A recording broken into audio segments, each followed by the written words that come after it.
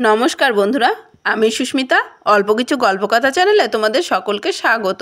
আজ একটি নীতি গল্প তোমাদেরকে পড়ে শোনাবো।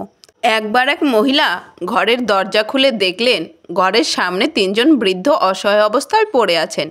তাদের দেখে মনে হলো তারা অনেক দিন কিছু খায়নি, ক্ষুধার্ত। তাই তিনি তাদেরকে দেখে ঘরের ভিতরে ডাকলেন। বৃদ্ধদের মধ্যে একজন জিজ্ঞাসা করলেন, আপনি কি বাড়িতে একাই আছেন? আপনার কর্তা কোথায়? তখন মহিলাটি উত্তর দিল, তিনি বাইরে গেছেন কাজের জন্য, সন্ধ্যাবেলায় ফিরে আসবে।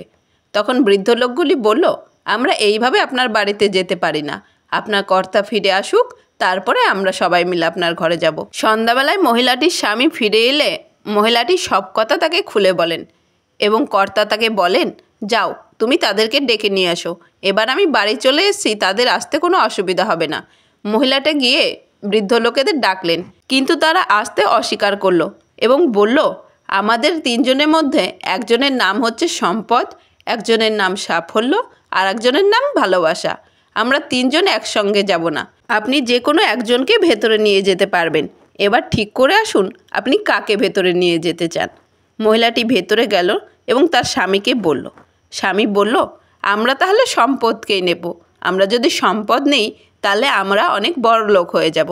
কিন্তু মহিলাটি বলল, না, আমরা সাফল্য নেব।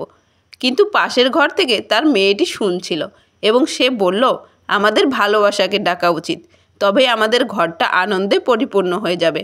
তখন সবাই ঠিক করলো তারা ভালোবাসাকে ডেকে নিয়ে আসবে এবং বাইরে গিয়ে ভালোবাসাকে ডাকলে পরের দুজনও তার সঙ্গে চলে আসে। এটা দেখে মহিলাটি অবাক হলেন এবং বললেন, আমরা তো তিনজনকে ডাকিনি, একজনকে ডেকেছি, তাহলে আপনারা তিনজন মিলে আসছেন কেন? তখন বৃদ্ধ লোকটি উত্তর দিল, ভালোবাসা যেখানে যায় আমরা সম্পদ এবং সাফল্য তার সাথেই থাকি। আপনি যদি সম্পদ এবং সাফল্যের মধ্যে যে কোনো একজনকে বেছে নিতেন তাহলে আমরা বাকি দুজন আর যেতাম না। সমাপ্ত।